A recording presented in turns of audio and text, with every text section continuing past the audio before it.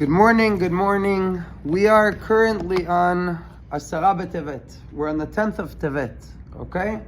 And you know what happened on the 10th of Tevet? You know why? You know what today is, right? Yes, but I don't know all the details. As soon as you sent the fast is when I really started looking into it. So today is a fast day, okay? The 10th of Tevet, the Babylonian king Nebuchadnezzar.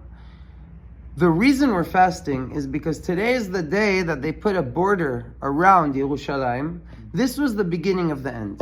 Today was the beginning of the end. And when I say the end, what do I mean? The end of the first Bet HaMikdash. Okay?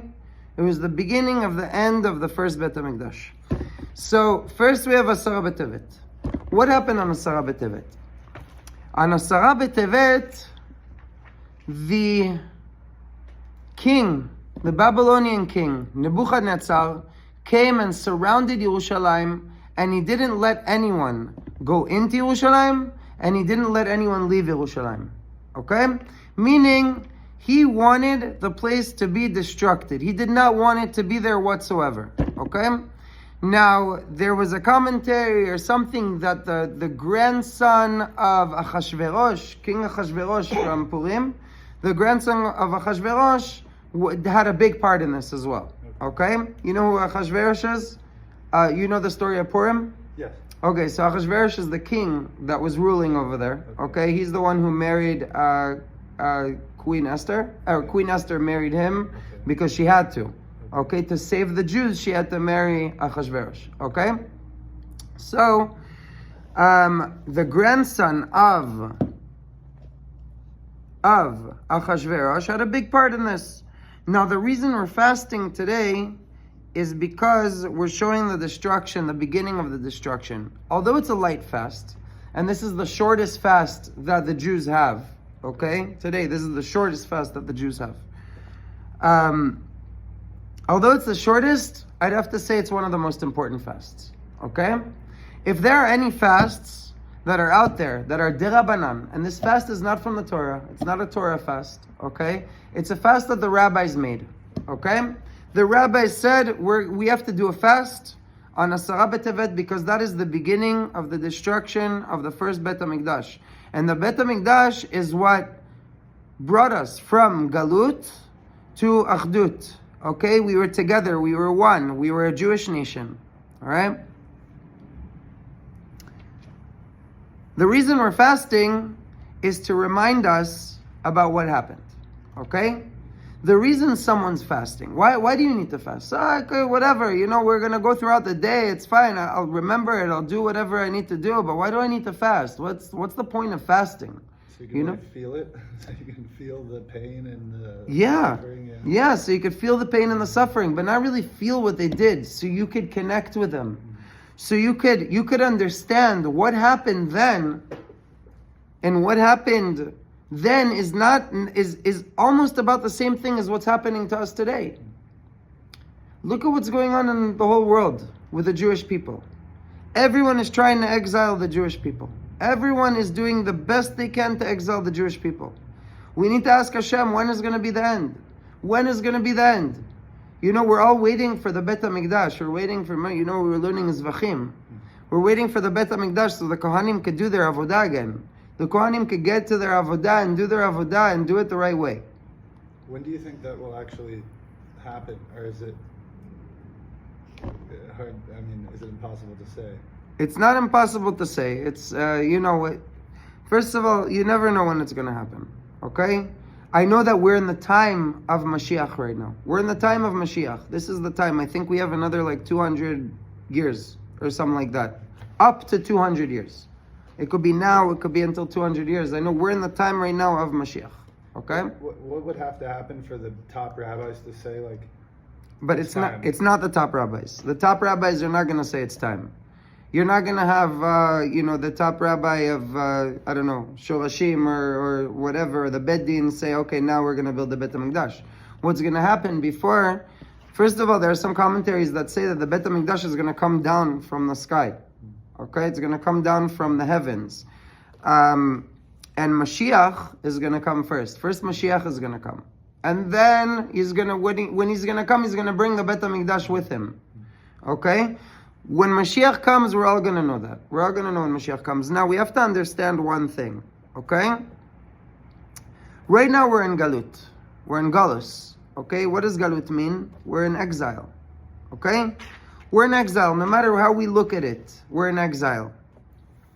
And what we need something to redeem us. Okay?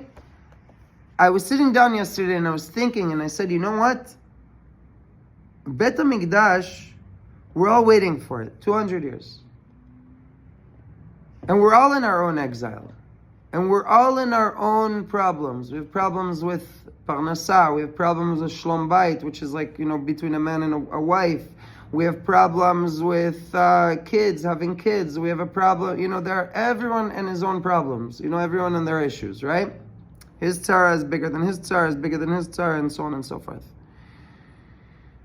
But what we need to understand is that we're going to take Bet HaMikdash and we're going to make our own Bet HaMikdash. We're going to make our own mindset of our own Bet HaMikdash. And how are we going to do that? The only way a Jew can get out of Galut is through the learning of Torah. Is through Limud Torah. That's the only way a Jewish person can get out of exile and redeem himself. Is through Limud Torah. Okay? And this is why I brought this book today. I want to teach us a little bit about Parashat HaShavua, about the Parsha of the week, okay? And the Parsha of the week is Parashat Vayechi. Okay, Parashat Vayechi. Now in the Parsha, it's talking about, I don't know if learned a little bit or read a little bit about the Parsha. You're very big with the books. I read it the other night. I try to get ahead and kind of see what's going on. So what's going on in the Parsha? Yaakov, Jacob, our father, okay? He had a son. His son's name was Yosef. He had actually 12 sons, right? 12 tribes? Yeah, 12 tribes. His favorite son was Yosef, okay? Yosef was his favorite son. Why was he his favorite son? Yosef technically was supposed to be the firstborn. And Yosef was the lastborn until Binyamin came. Yosef was right before Binyamin. Reuven, Shimon, Levi, Yehuda, Issachar, Zvulun, Dan, Naphtali, Gad, Asher, Yosef, and then Binyamin. Yosef never had a chance to meet Binyamin. Why didn't he have a chance to meet Binyamin? Because his brothers already sold him to the Egyptians. Okay? Anyways, that's the backtrack. That's last week's Parsha. 2 weeks ago even. In this week's Parsha, so as I was saying, why did Yaakov love his son the most? Why did he love Yosef the most? Yosef was supposed to be his firstborn. Why was Yosef supposed to be his firstborn? Yosef was born from Rachel Imenu. Rachel Imenu, Rachel, okay? Yaakov had 2 wives, right? Leah and Rachel, right? When he was working at Lavan, he was working for 7 years at Lavan. And within those 7 years, the first wife that he was supposed to have was Rachel. Not to get too much into it. He got duped. Exactly, he got duped. And not to get too much into it, but the 7 years that he was there, he was supposed to be with Rachel. And he was supposed to have Yosef with Rachel. Because afterwards, after he had all the sons with Leah, he then married Rachel. And then he had 1 son with Rachel, and his name was Yosef, and he was at that time, he was the Bechor, he was the firstborn. So he loved him the most. As the firstborn, he loved him the most, and his brothers knew it. Our Parsha starts with, נפתחת בפסוק, ויחי יעקב בארץ מצרים 17 שנה. What does this mean? ויחי יעקב בארץ מצרים 17 שנה. It said Yaakov lived, and his best life, it brings up, Vayechi Yaakov lived in Eretz Mitzrayim, in Egypt, for 17 years. The Mefarshim, the Baal HaTurim, come, and they say that this actually literally means that the best years of his life were the 17 years that he lived in Eretz Mitzrayim. Those were the best years of his life. Okay? Now go ask yourself a question. I don't understand. You take a Jew, okay? You put him in a place with idol worshiping and adultery and, I mean, the galut, the exile of the exile of the exile, okay? There wasn't any other place with more exile than Mitzrayim at that time, than Egypt at that time. And then you say that the best place that he lived, his best 17 years of his life, were there in Eretz Mitzrayim. First of all, we know there was a hunger where he was, okay? There was a hunger. In Eretz Yisrael, there was a hunger, okay? There was a famine. There was no food. What Yaakov did, he sent Yehuda to Eretz Mitzrayim. When he sent Yehuda to Eretz Mitzrayim, he told him,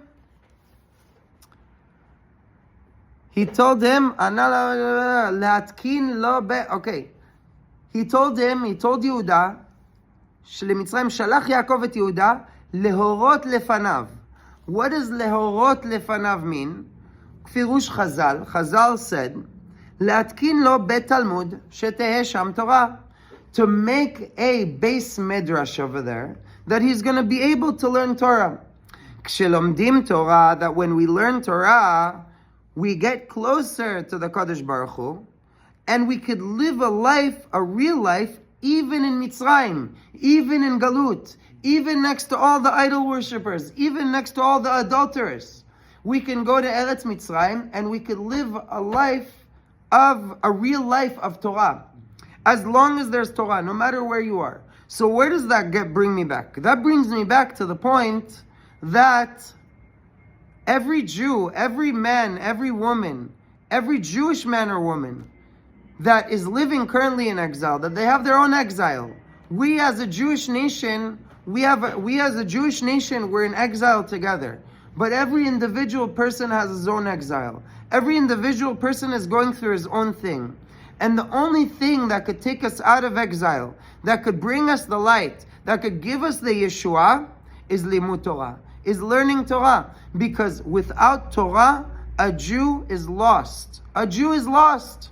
You take a Jew, you put him in an area with no Torah. You put him in an area with no mitzvot. You put him in an area with people doing a bunch of shtuyot and he doesn't learn. He's going to get into that group of people. Yosef HaTzadik, even though he looked like an Egyptian, he looked like a Mitzri, even though he looked like this Egypt guy that was like completely not Jewish whatsoever, inside, he was a Jew, and he never forgot HaKadosh Baruch Hu. And from that we could learn everything. Now we know that since we're going to get out of exile, Bezrat Hashem, Mashiach is going to come this year. Okay, Bezrat Hashem, Mashiach is going to come. We're already in the time of Mashiach. We need to pray, we need to make sure that every Yid, every Jewish person, every Jewish woman, every Jewish man, every child, every kindalach, every person needs to take something upon themselves. And this is what we're learning about Asara B'Tevet and the 10th of Tevet. This fast is to come so that people could be Chazar B'Tshuva, like people could be Bal Tshuva, so they could take one more thing on themselves. One more thing. It's hard for you to keep Shabbat. Keep a little bit of Shabbat. Do something a little bit different. Because don't worry, later on, it's just going to get easier. It's going to get easier and it's going to get better.